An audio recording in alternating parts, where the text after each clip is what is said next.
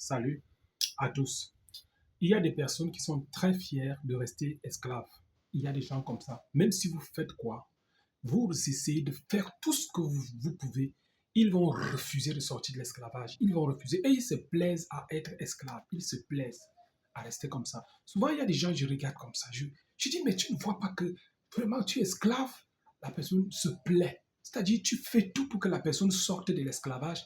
Non, elle ne veut pas sortir de l'esclavage. Vous allez par exemple voir une fille qui est dans une relation avec un homme.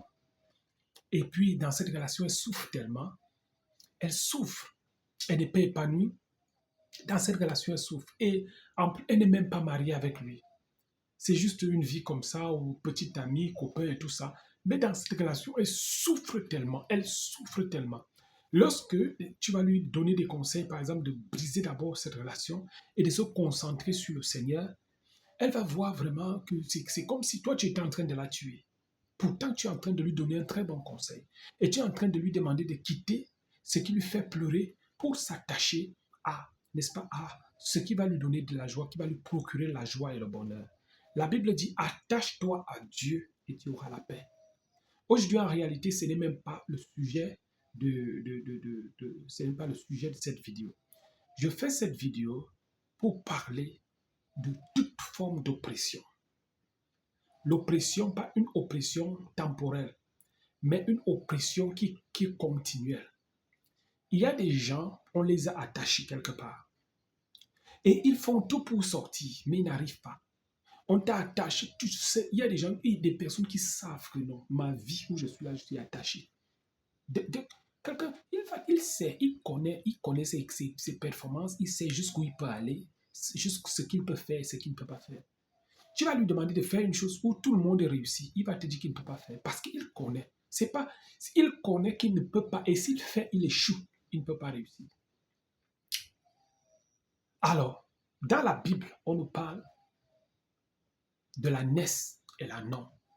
Les deux étaient liés. Ça, c'est l'image d'une famille. Puisque la non venait de la naisse, peut-être on avait déjà mis leur père, le mari de la naisse, dans la marmite.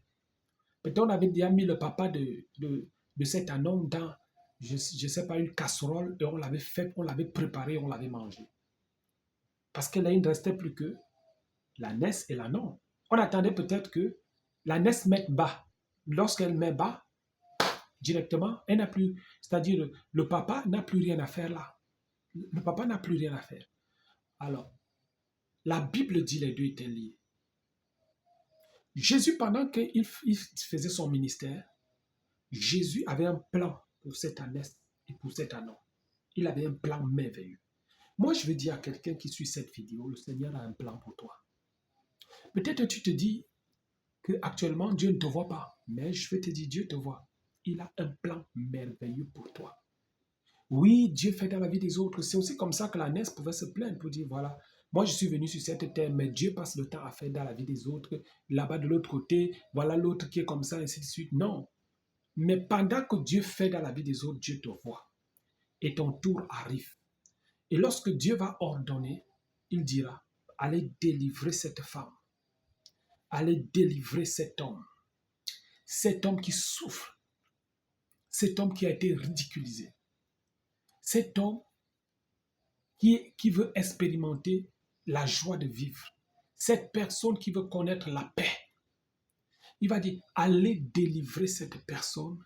Et ce qui est encore très intéressant, c'est que lorsqu'on te délivre, on ne va pas te dire, ok, va où tu veux. Non, on te dit, non, lève-toi et va vers le Seigneur. Parce que le Seigneur va t'utiliser.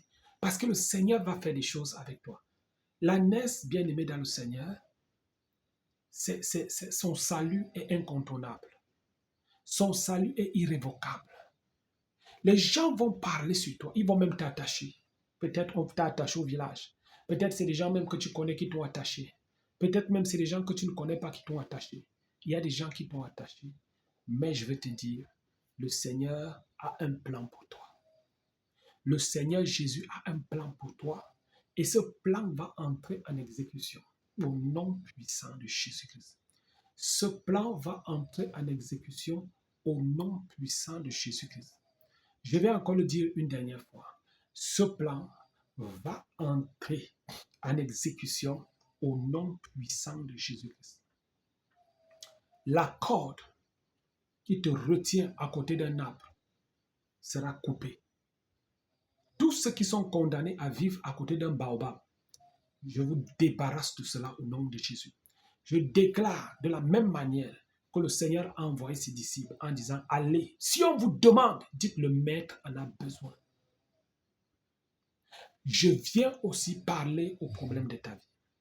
Je viens parler aux cordes qui lient ta vie. Je viens parler aux chaînes qui lient ta vie. Je viens parler aux jougs qui influencent négativement ta vie. Et je commande en disant, le maître a besoin de toi et il faut que tu sois libéré.